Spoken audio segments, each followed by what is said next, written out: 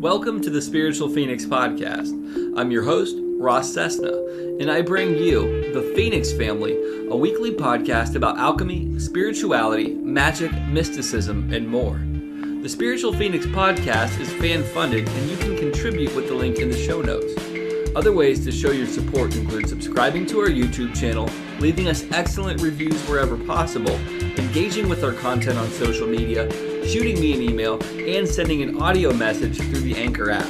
This is a community podcast. I'm just the humble host. Let's start the show.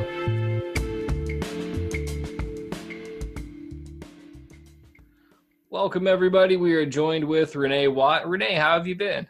Good. How have you been? Super freaking busy, but good. Yeah. Busy, that's the word. What's new with you? What's going on in your world? Well, I'm trying to think of when we last left off. Did I have my podcast yet at that point? I think you were just starting it, or you were very early on it. It's been like about a year or so. Yeah, okay. So the podcast is good. It's been around for a year. I'm still working at the Crooked Path, but we've moved to a bigger shop and I've grown my tarot business exponentially. It's actually the only form of income that I'm existing off of now, which has been, a lot of hard work, but it was where I wanted to get. So it feels very fulfilling and satisfying that I'm finally at that spot in my career, but there's miles to go. Yeah, I definitely relate to that. That's one of the things that I've been trying to do is build up my own tarot business and everything else associated with being an entrepreneur. It's a shit ton of work, dude, but it's so enjoyable. But it's also like, do you ever feel like you get a day off? No, that's what I was just going to say. Like, I don't get days off. I've gotten better this year about making sure that I set aside time and I let my clients know that these days are off limits and trying to be better about that. I'll have a little bit of time off. I mean, but the thing is, even when I go on trips and stuff and I feel like I'm on a vacation, it's not really a trip because I'm doing stuff for work to help my career. So even though it's like a workshopping sort of trip and I'm not dealing with clients directly, it still feels like everything that I put my energy into is towards building it up. Absolutely. Do you find that to be rewarding? Yeah, it's 100% rewarding. I mean, I guess you just have to kind of keep believing that it'll pay off in a way that leaves you feeling stable and secure, because in the beginning of building a business, you really don't know if it's going to work out the way that you want it to, or that if you're going to, you have to think about stuff like retirement and how you're going to pay for your insurance and what taxes are going to look like. Like, it's terrifying. Wow, I've never even thought of any of that stuff. Like, I'm so immature when it comes to like reality. The way that like I view most of this stuff is 2.5 years ago, I was like so destroyed as a human being that I couldn't do anything. So the only kind of job I could get now would be like really entry level. So honestly, like, what do I have to lose by kind of doing magic and like working with tarot cards and all this stuff? Like, I can't fuck my life up worse than what it was. Like, That's exactly how I felt. About 3 years ago, a completely different person, completely different situation, life destroyed, like some real rock bottom shit, It's rock bottom is incredibly liberating. It makes me think of that line from Fight Club where he says, "It's not until you've lost everything that you're free to do anything." It's true. Hitting rock bottom and building yourself out of it, or climbing out of it, it really does give you a chance to be a true magician. Yeah, absolutely. Rock bottom is like one of the best things that ever happened to me, as fucked up as that is. And like, no, I understand. It really is almost like, if you think about the whole concept of tarot. So it's almost like rock bottom, I guess, would be like the tower in some senses. And then right after the tower, it's kind of the star card, if I'm not mistaken, right? It goes star, then moon, then sun. I'm bad about knowing the actual order of the cards, even though I've been working with them for so long, but you're probably right. Yeah, I want to say that 17 is the star, and that's kind of about like finding your destiny and your path. And the moon is really about kind of seeing, like, revealing these illusions that are kind of about your path, and the sun is kind of getting this clarity of it all. And right. Well, that's been the process. Also, it's optimism as well. It's making your wishes, making your wishes known, and deciding what you want, what you want to express to the universe so that it can guide you. I like that. Yeah, it's interesting to me to talk tarot with people, because everybody kind of has their own understanding of what it means, and it's slightly different than the way that I see it. So it actually really increases my knowledge and perspective of everything. Yeah. I think it's good that, I think when people approach tarot as I have to study this book and I have to learn every single card for exactly what it means, it's kind of an unrealistic expectation of yourself and of the cards.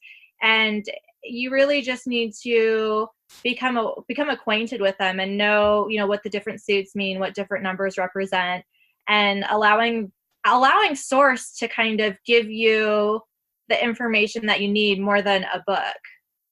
I agree completely. Yeah, just from doing readings for people, kind of making up your own, like having a framework of what the card means, exactly, and then building around that framework is what's essential.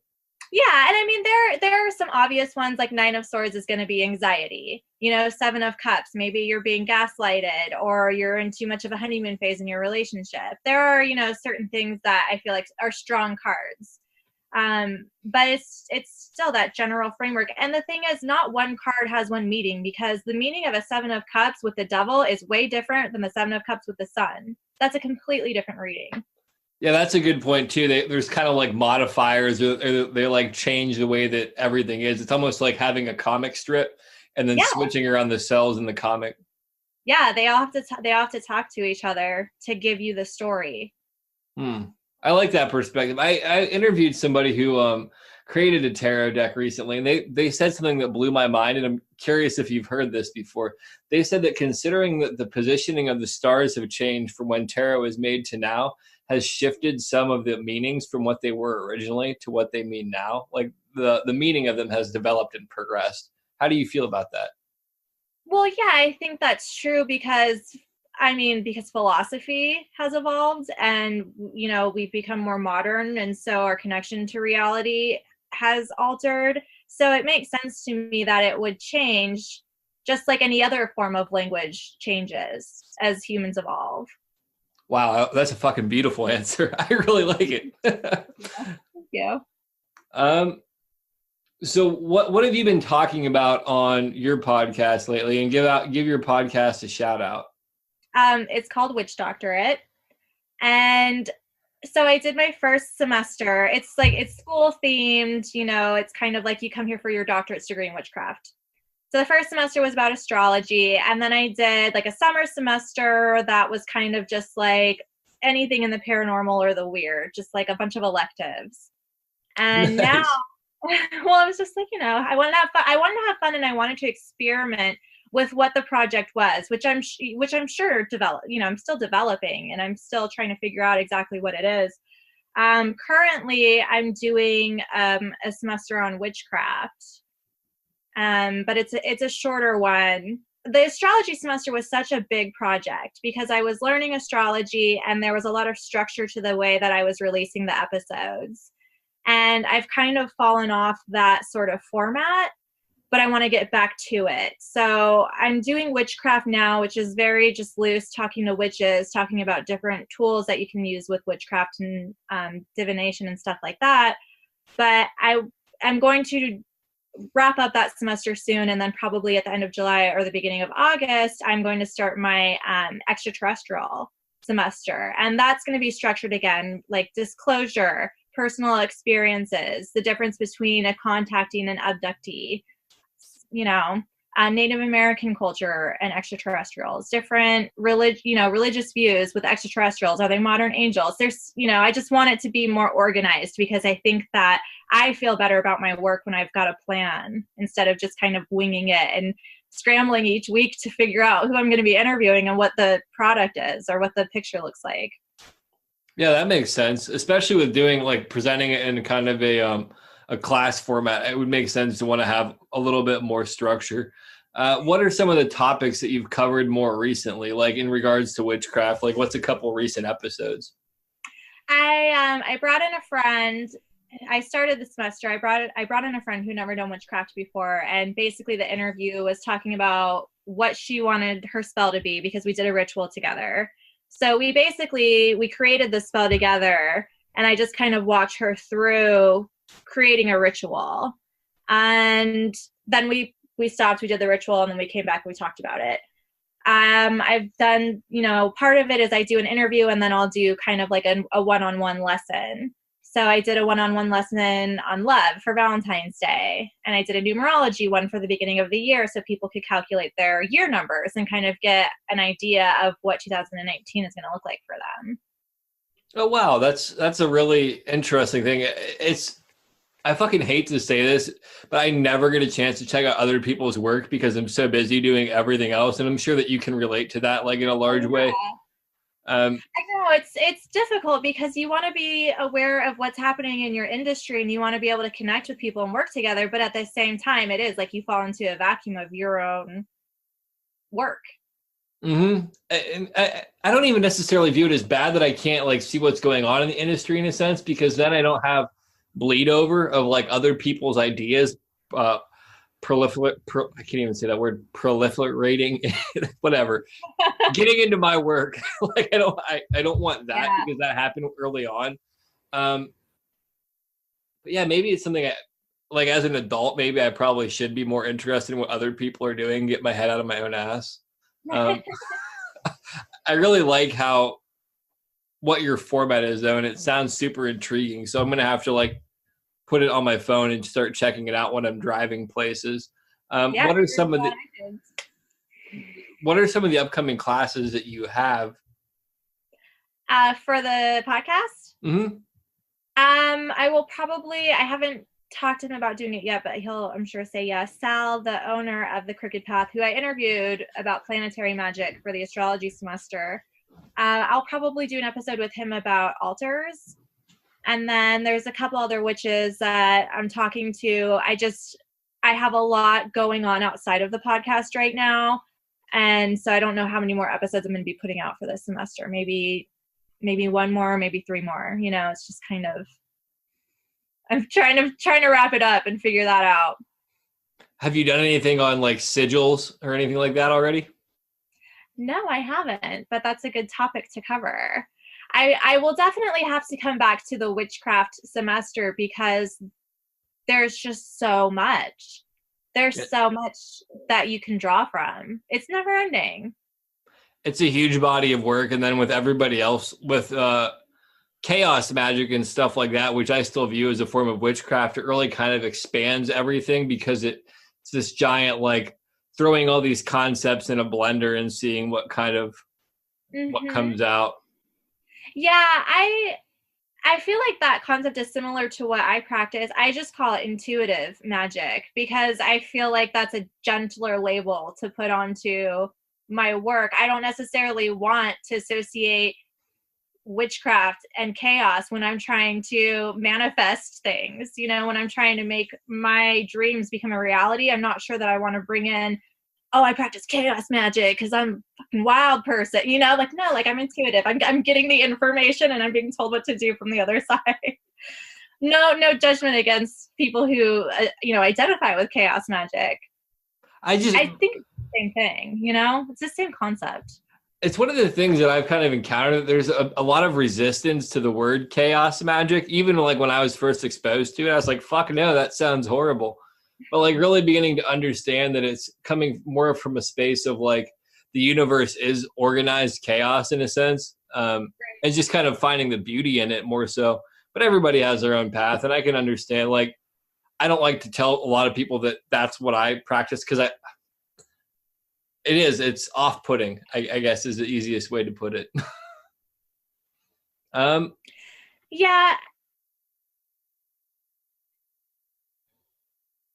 Oh shit, it's fucking up. No, we're good now. Is it better? Yep. Okay. Yeah, well the thing is I've researched chaos magic and it's pretty much exactly what I practice. It's just I just don't put that label on it, And I think it's just whatever you want to call it and whatever you want to do. Yeah, for sure. And it comes down to No, I agree completely with that. That like it really is kind of the label isn't really so much as important as how you approach it, what your intentions are, and what you're trying to achieve with it. I have a question for you about rituals. I'm always curious about people's opinion on this. Everything. Oh, wait, what's that? I think we're off sync. Are we still off sync? I think we're good now.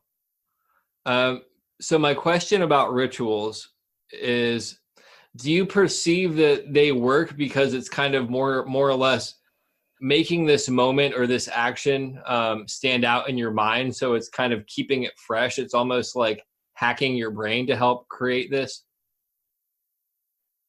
So I do definitely think that when you go into ritual, you are hacking your brain. But I also think that you're opening up lines of communication with your spirit guides and with whatever it is that you worship. And it's kind of like, when I look at ritual, I think about it as a contract. So depending on what type of ritual I want to do, sometimes I just do gratitude, sometimes I do an offering. But if it's like I'm making a wish for something, I'll make a contract. I'll offer a sacrifice. But for me, when I'm sacrificing something for a ritual, like when I signed my divorce papers, I went into ritual when I signed it, or after I signed it, I went to ritual with it before I sent it off, and I said, okay, I'm sacrificing this marriage, and for this sacrifice, I'm bringing in, healthier love and success in my career, and not, what I mean, things that I felt like I needed to replace that with. And I've sacrificed smoking cigarettes. I can't, I'm allowed to have one cigarette a month, and I've stuck with it for almost a year. But contracts and sacrifices and ritual, that's how I like to connect with it, because I think that if you're asking the universe for something, you want to give it something, you don't want to just take, it's paying for what you're asking for. That makes sense. And thinking about it in kind of a practical sense, they say that nature abhors a vacuum. So you actually have to create a space in your life for this new thing to come in like a very real sense. I really like that. I think it's interesting that you said you can smoke one cigarette a month. Like I hats off to you for being able to do that. I have almost a year with no cigarettes, because I know that if I smoke one, I will be back to a pack like that same day. So mad props to you. I have no idea how people can do that. Thank you. It was I don't know, if I write a spiritual contract, I just can't break it. I just can't. Yeah. I mean, that makes sense. Have you ever read any of Carlos Castaneda's work? No. I did also put a clause in there, though, that if someone dies, I'm allowed to have as many cigarettes as I want. Oh, okay. But technically somebody close to you has to die, right? Not just anybody.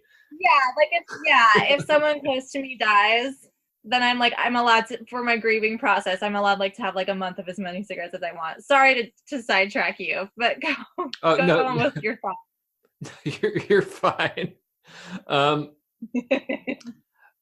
I just bring up Carlos Castaneda because he talks about gaining these allies. And the way that he talks about gaining allies is mainly through various substances, which kind of is irrelevant to my point here. But he talks about allies having rules. And these allies are like forces that can kind of help you accomplish things. So almost what you're saying in regards to rituals is kind of creating this rule and abiding by it in regards to receiving what you want. I don't know. Just my mind tied the two together. Well, I mean, if you're serious about in the material world, if you're serious about a transaction, you sign a contract. Mm-hmm. So I don't see why that should be different in the spiritual realms. Yeah, I mean, it makes sense, and it also shows intention and sincerity and belief, I guess, in it also. Yeah, especially if you sign it with a little bit of blood, prick your finger. It's hardcore. Yeah, I'm too big of a wuss for that. I can be a little. Sorry, go ahead. No, you go ahead. I just sometimes I like intensity, but in really weird ways. So it's I'm gonna blood. Like, I don't know why.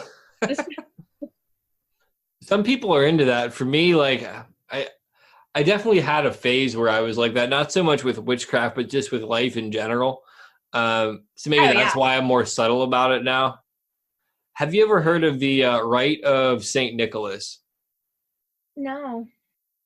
I'll have to send it over to you. I think I have it typed up, but it's something that you do. It's like, so St. Nicholas, you know who that was, correct? Like, do you also know that he had connection to like necromancy and the dead and all of this kind of stuff as well? No, but that's amazing. Yeah. So like, I want to say it's the day after Halloween or the day after Halloween. It's All Saints Day. And if you do this ritual on All Saints Day, I love All Saints Day. Yeah, like All Saints Day Eve, or I don't know. I want to say it's All Saints Day Eve. You do this ritual anyhow, and it's supposed to help St. Nicholas help you access the spirit world deeper. I did that ritual twice this past year, like because I couldn't figure out what day I was actually or what night I was actually supposed to do it. And my life has been very interesting since I've done it. Like I highly recommend it to you, and it's very easy. It's just like involving a crossroads and some water and some stuff. Yeah, it's pretty neat. I love trying out and sharing information with other witches and just seeing how it manifests, because it's just so cool to kind of step out of the ground rules that you've created for yourself and jump into someone else's world and see it work too. Mm-hmm. My next question for you, have you ever tried drifting? Are you familiar with it? Drifting? What is it? There are a lot of things that I've done that I'm not familiar with, like the mainstream wording for. I've only ever heard, like one person has mentioned this to me, and I've only ever seen 2 articles about it. So it's something that a lot of people say that they've done it unconsciously, but what it essentially is you go to like a crossroads or like a bridge or this like a gate or something, and you do like a little ritual, leave an offering, and you go there with the intention of, I guess I would say like almost astral travel, but in the material world. So like you're trying to access the spirit world while you're walking so you can get signs from things like on an intentional level. Okay. I've never used that term or heard of that term or like done a ritual for that, but that kind of being connected to the astral plane and being psychically in tune while you're going about your day-to-day life, I definitely think that I do that sometimes almost too much, and sometimes like I have to snap myself out of it. Does that make sense? But yeah, I think that's just part of someone who has like a strong connection to their psychic ability. It definitely makes sense, because that's kind of how I am. Like I always see kind of through the filter of everything, but I've noticed that going to like a place with intention and intentionally setting up this environment, it's almost like when you eat acid or like when you would eat shrooms, or like when I used to do that, I should say, like you have the set setting and kind of like everything that you want to create the experience. Yeah, I do. I do that a lot. Like if I'm going hiking, I like to get super stoned and go on like 3-hour hikes and just like let things come in. I'll have a lot of downloads, but I'm doing that. But I think that like that sort of activity will happen to me just when I'm walking down the street. If I'm thinking about something deeply, I'll think a word and hear someone say it at the exact same time. Or I'll think of a color and I'll see, something like that. But it's like my mind and the world around me are lining up in ways that are just coincidental. And it's a lot of coincidences at once. And so it's like, okay, what was I thinking about when I started having all of these synchronicities? And what am I being told about this situation? Mm-hmm. Yeah. For me, it's something that like I had always done, but approaching it with more discipline gave me different results, I guess, is the main point. So my suggestion would be try it with the intention of it, and then maybe like just go about your day sometime and see, like, it's a way different experience, dude. And it's incredibly, I approach everything from a skeptical standpoint. So I was very skeptical of like trying this because to me, I'm like, okay, I've been psychotic for like the better part of a year of my life, like total. So I'm like, I don't know how much I should dive into this. But when I explored it, it was weird beyond fucking belief. Like I wrote down the first couple experiences that I had. And then the last one that I had, it was like beyond words. And this is completely like, I'll say I'm relatively sane now. And I was still like a relatively sane point of mind then. No substances. And it was like a psychedelic experience. It was so intense. It was super cool. Yeah, I would love it if you send me the recall. Yeah. Yeah, I mean, that one, you just kind of make it up. I wrote an article about it. I'll send you the article. Maybe you can get some information from it. Cool. Yeah. We're going to take a quick break, and then we'll come back for like the second half of this, if that's cool. Yeah, of course. All right. Are you facing questions with no answers or seeking an escape from persistent problems? Then enlist the Oracle at Mushin. The Oracle at Mushin provides high-quality tarot and life coaching services at affordable prices. Quickly and easily book online with the link in our description. Our listeners get a 10% discount off the Oracle at Mushin's already low prices. Use code OFF10. That's OFF10. Seek the solution today.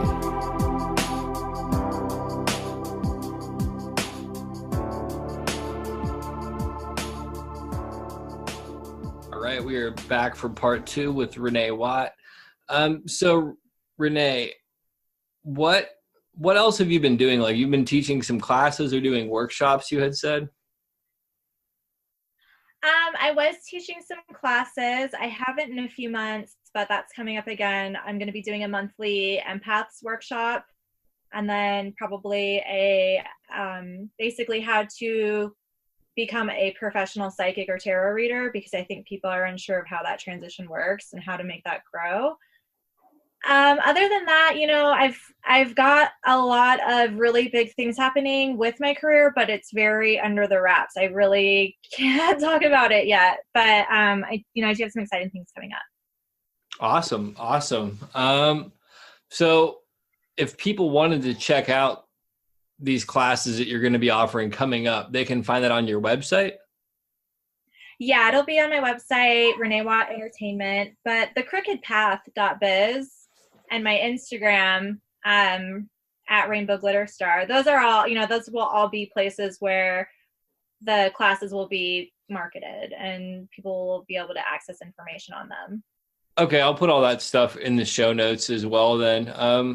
A question about like the empath thing. What's your perception of empaths? Well, learning that I was an empath was what kicked off my psychic journey completely. It explained so much about my behavioral patterns and why I had, some of the issues that I had growing up. The thing with being an empath is you will actually feel the emotions of someone else. So if I'm having anxiety and I can't explain it, and you don't realize that that's a psychic ability that you have, and you just think you have chronic anxiety, that could be a really debilitating issue for someone to live with. And there are people who do have actual psychological problems that it can't be explained by empathic ability, but I think a lot of it can. And part of the workshop will be that so people can kind of learn. If you're an empath, you need to learn psychic defense. That's just the bottom line. You need to learn how to cut off energetic ties to you so you can figure out how you feel about a situation. No, I agree completely. I'm glad that you said it that way, because that's one of the things in popular culture. People will kind of be like, I'm an empath, so blah, blah, blah. And it's like, no, that means you have a responsibility to do some work to keep yourself like freaking safe from a lot of that. Yeah. So that's good that you're teaching that. Well, empaths can really get drawn down a dark path, because if you're an empath, you're a healer. You just don't know how to work it. And people who are dark they will glob onto people who are empathic. So one thing that empaths have to deal with a lot is kind of people will unload their crap on you and their drama on you, and they'll just go and go and go and go and go because you're processing those emotions for them. You're taking the burden of their sorrow or their anger or whatever, you're taking it away from them. And then one thing that often happens is that person will walk away feeling better without asking you how you're doing. So if you look at your relationships and you have a lot of people who are giving you a lot of themselves but not asking how you're doing, they're sucking your energy. They're taking your healing abilities away from you, and it leaves you depleted. It can give you migraines, energetically, lazy and feeling low energy. So, and also as someone who attracts that darkness, and if you get in a relationship with someone who's not healthy and you're starting to absorb and kind of mimic their behavioral patterns, that's how really, dark paths can open up for you, speaking from personal experiences. Yeah, I mean, I relate to all of that stuff. For me, being an empath and kind of not knowing how to navigate that as a kid is one of the things that really led me down to substance abuse. And then through that, really attracting people that were very destructive in romantic relationships. And ultimately becoming the type of people that I surrounded myself with, I guess. This is a question I'm trying to think of how to phrase it. Have you noticed it in your own experience that empaths can almost absorb people's personalities in a sense? It might be a different thing. Yeah, I think that's totally something that can happen. I never felt like I absorbed someone else's personality, but I feel like I absorbed negative habits, and I was, completely thrown off from what I knew, like from right from wrong, knowing what right from wrong was, or listening to myself. So I felt like I've always been pretty authentic in my reactions and the way that I am with people. But in terms of my will, I feel like that was kind of taken from me. Control over my will. Yeah, the way you phrased it, I think, is more clear to how I wanted to articulate it. And I think that you hit it more on the head, that it's taking these individual traits, not so much the personality, but still being you. Because for me, I experienced almost like being like one of my exes and how I treated people after the fact. And it really fucked me up emotionally when I recognized that. Yeah. Yeah. Have you noticed, this is something I found on my own journey, and I'm curious about what your experience was. Have you kind of found that certain conditions in psychology, such as borderline personality disorder or codependency, really have a lot of ties to empathic abilities? Yeah, I do. I have a lot of theories about, especially things, not just empathic ability, but psychic ability and our connection to the other side that we don't understand. I think that there's, maybe something going on with dementia and people who are kind of straddling both worlds. But that's a really, a lot of those theories are things that I keep internal because I don't have a psychology degree. So and I don't want to mess with that, but I definitely think that there are parallels. Yeah. I'm a little bit more reckless in some of that stuff, I guess. But in my own experience, really looking at the conditions that I've had, such as borderline, codependency issues, and then even bipolar specifically, I see so many threads that kind of unite all of those with spiritual gifts. And that being said, I would also say people need to work with a psychologist and a psychiatrist if necessary and follow those kind of directions, because that's important. Like on my own journey, I had to take medication at one point to get to a place where I didn't. But I think that there's a lot of misunderstanding of psychiatric conditions in our culture and where they do arise from. That being said, I like how you kind of pointed out earlier, though, too, not every psychiatric condition is necessarily relative to a psychic gift specifically. Right. Exactly. Yeah. And I mean, if I ever have a client that I think is beyond my help, I do have, licensed therapists that I'll refer them to. But it's just, it's just a very delicate situation when people are coming to you for sort of spiritual guidance and trying to understand their psychic abilities more, because that's just kind of what comes with the territory. People start to come to me to ask about their abilities, and I feel like I'm losing my train. I feel like I'm totally like losing my train of thought, but I think that there's definitely a lot that goes into. The thing about psychology is it's all theory. And psychiatry, it's a lot of it is just theory with different sort of scientific methods. So I don't know. I am glad that parapsychology is being looked into a little bit more and taken more seriously as a study, but it's hard for me to feel like I'm any sort of authority to give a definitive statement. I just kind of take in my clients and help them in the way that I can, and if I can't, direct them towards someone who can. I think that's a very ethical approach. I mean, I can only filter stuff through my own experience personally, and then tell people that they need to get other opinions about stuff as well, because I like to say only an authority over my own life, and even that subject to revision, because there's sometimes I don't know my own ass from my elbow. Have you ever considered writing a book about anything that you're working on? Yeah, I do. I have ideas about books, and I think that at some stage I will get to that point, but I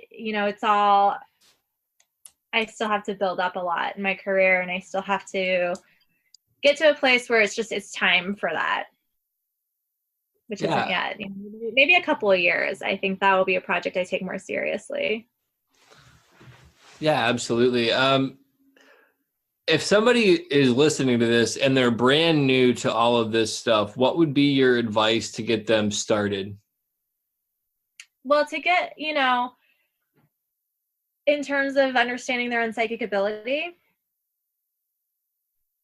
Yeah, I mean, just like, what's a good starting point for anybody? I understand that's a very, very broad fucking question. Right. Well, start researching psychic defense. That's the first thing you need to learn more than anything. Psychic defense and grounding. The thing about developing your intuition is you have to find something you connect to. So for me, it's kind of understanding the chakra systems, because it gives me a framework of behavioral patterns. So if I'm channeling someone, I can look at their chakras, and that makes sense. And for me, I can, get in touch with my own chakras and see where my energy is kind of off.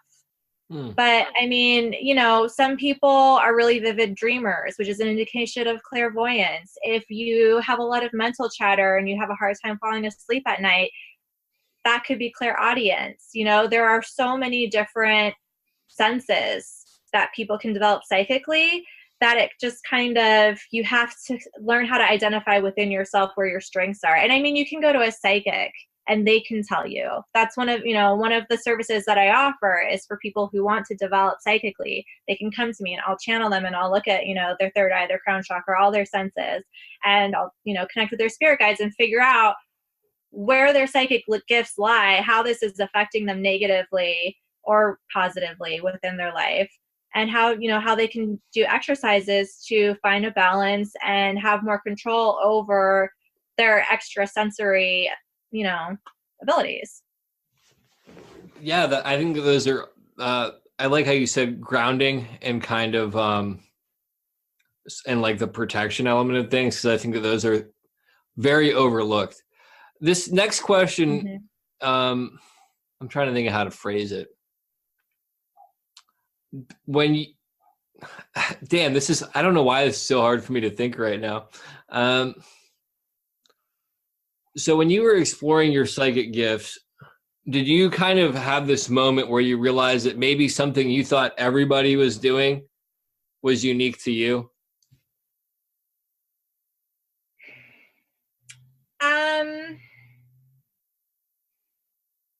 I wasn't really concentrating on what everyone else was doing.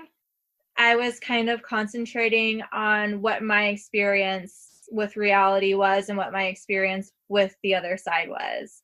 It was more about my own personal journey and path than it was about what separated me or made me similar to other people.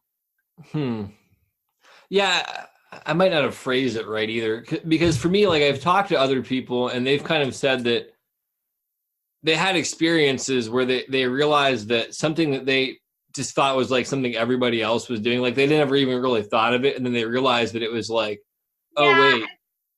I think finding out I was an empath, or being told that I was an empath, which was actually very intense timing, because I used to be a pretty severe heroin addict, and I had just gotten out of the hospital basically because my withdrawals were so bad and I was recovering. And I was talking to my mom, and she had, while I was going through my withdrawals, had an appointment that she'd booked months ago with a psychic.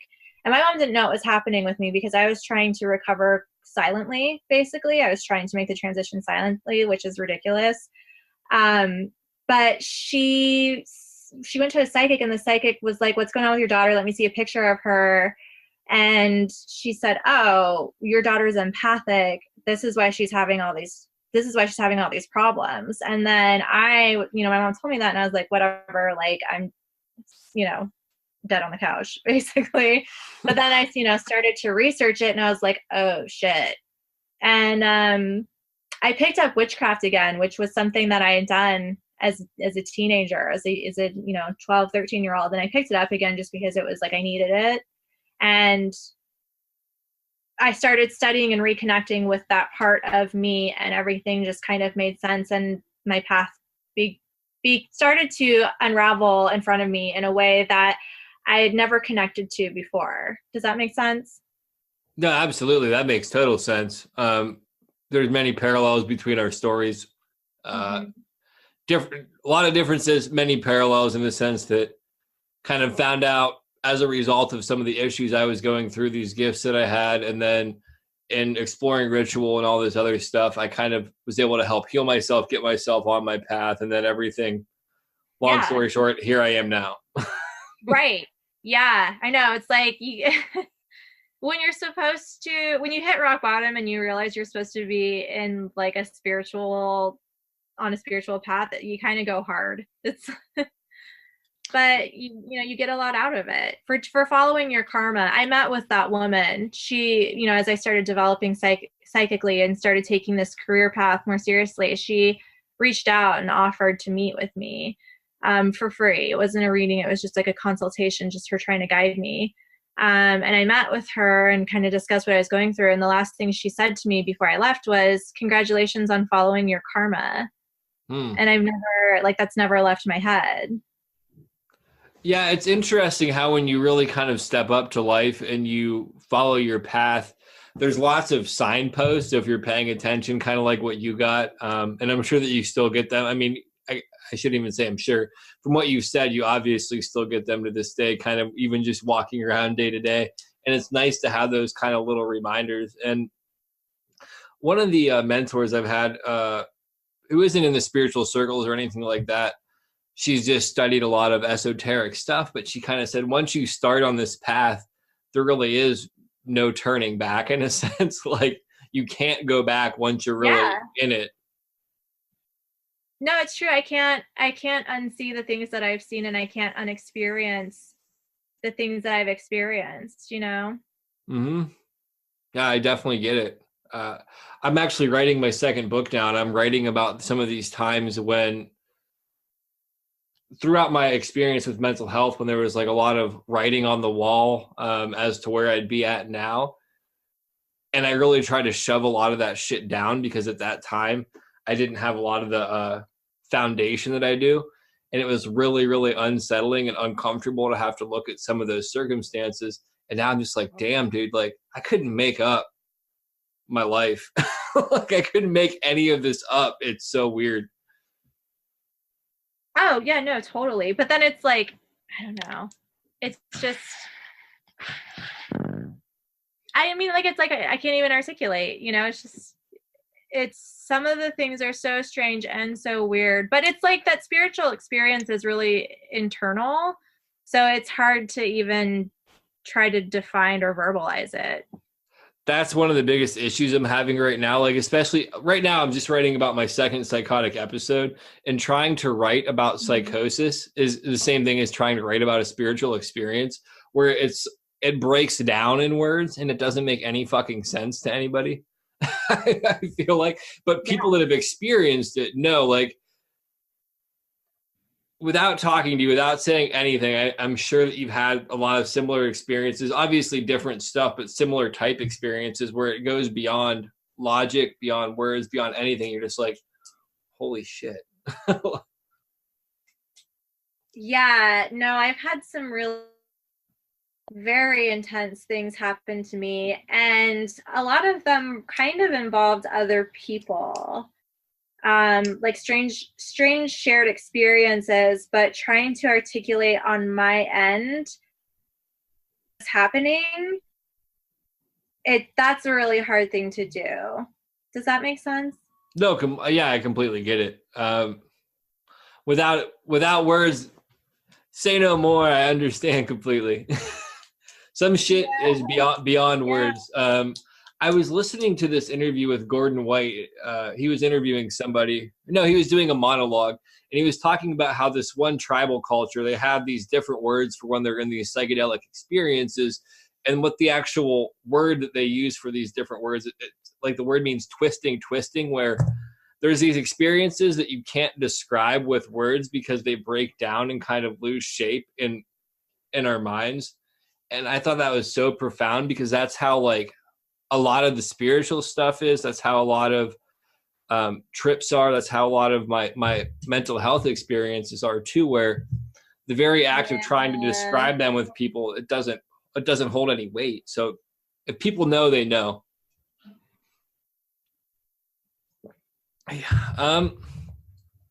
I'm running out of stuff to say, because this is like a very shoot from the hip interview. My dog sounds like she's dying out in the hallway. The other dog, who is jealous that she didn't get to be on camera earlier.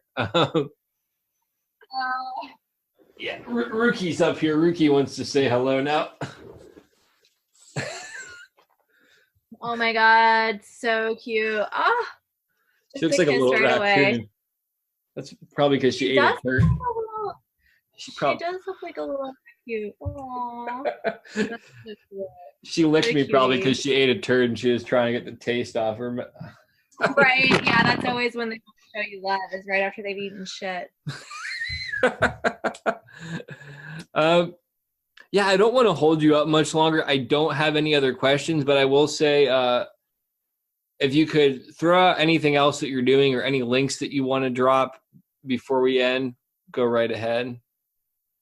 Yeah, well, and what's kind of funny is it kind of ties into what we were actually just talking about. One of the things that I think has helped me learn to articulate our connection with source or psychic experience is I do a lot of e-readings and e-reports, but I do like spirit guide, tarot, or chakra assessments. So I have to go into meditation and look at someone's chakra, and I'll see someone's root chakra, and it looks like a fuzzy fireball, and I have to take that information and be like, hey, so you might want to make sure you're grounding more, because you get too caught up in chaos, and you have to just kind of take a moment to, pick something up and realize that this is a glass, because you're not really registering what's happening around you, and you just need to like calm it down for a second.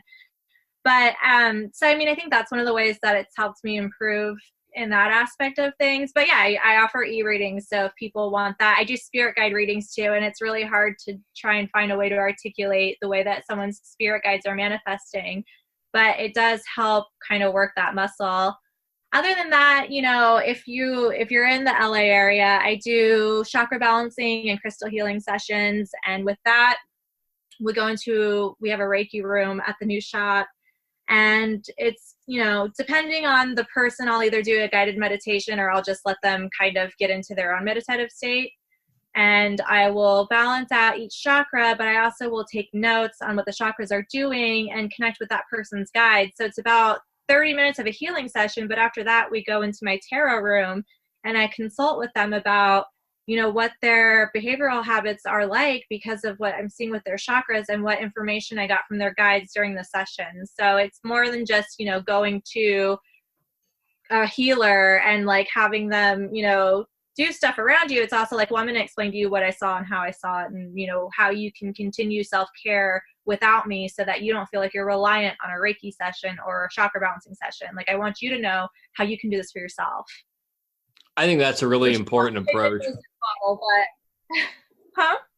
No, I said I think that's a really important approach, is to do it where people aren't reliant, because that's one of the big issues I have with other people in kind of the same line of work that we do, is some people take advantage of people and they want people to come to them as like an authority or have them as their healer, when all of us have the potential to heal.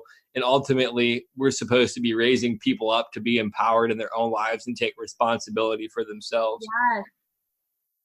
Yeah. And I want people to have access to those tools. And, the whole charlatan thing, some of them are really bad.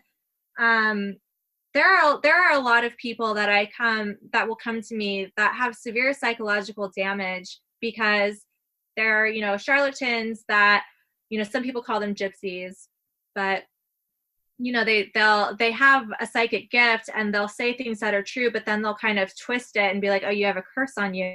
I need you to pay all this money so I can lift this curse. I had a woman come to me recently. She's $11,000 in debt. And her husband has no idea because she was swindled into thinking that her mother-in-law was cursing her to break up the marriage. And she was so terrified that she was going to lose her husband that she, and I'm like, you literally got mind fucked. I couldn't say that. I have to be more gentle than that. But that person was literally mind fucked by a charlatan who got $11,000 out of it.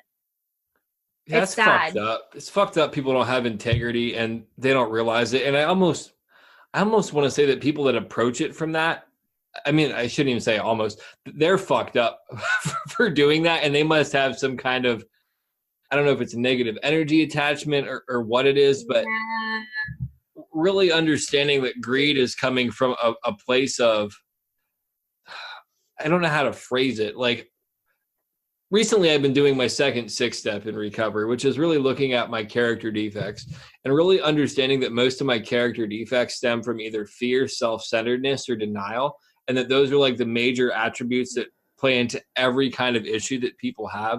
So it must be like fear of them not getting enough money, so they need to swindle people, denial of what they're doing is wrong, and then self-centeredness and the fact that fuck these people, if they're dumb enough, I'm going to take their money. But I almost feel like these people the people doing it almost have to believe their own bullshit, where it's like this level of, I guess it ties into denial, didn't even know I was lying. Like, I know that's not how you spell denial, but it's like a close acronym. I don't know, man. That's fucking crazy. Yeah, it's really sad. I see it too often. I've seen it too many times. And it's just, it's really hard for me because sometimes these people come in and they've been so damaged by their interaction with these swindlers that I have to restrict how much information I give them in the session because I have to be gentle in steering them away from that person. Because I can't just be like, you were like I can't break someone's brain and like destroy them when they've already been destroyed. Does that make sense? Yeah, you have to do it with compassion, and you have to give them the truth. What's that? I mean, I'll always tell them, you were swindled. I'm sorry you were taken advantage of. But it's just like, it's hard to even to really address, I can see the psychological damage that was done. And I just have to kind of give them helpful information and hope that they can pull themselves out of it. Yeah, that's one of the things when people are manipulative. Sometimes it's hard for people to even see the manipulation because of their own denial of not wanting to feel stupid and all this other stuff that's associated with it. So doing it in a compassionate way and an empowering way really is the important thing. So giving them tools to kind of make better choices and then maybe see how they feel different. And then kind of being like, this person was fucking you, by the way. Like, not like that, maybe a little bit gentler with some bedside manner, but yeah, well, I mean, I'm always very upfront with that person is unethical.